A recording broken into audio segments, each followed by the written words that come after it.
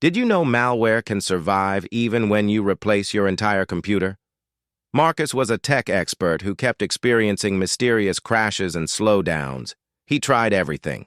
Fresh Windows installs, new hard drives, updated drivers. Nothing worked. He even swapped the motherboard and RAM, but the problems persisted. After months of frustration, he discovered something terrifying. A bootkit had infected his UEFI firmware, living in the motherboard's flash memory. The malware was older than his current hardware. It came from a compromised USB drive he used months earlier.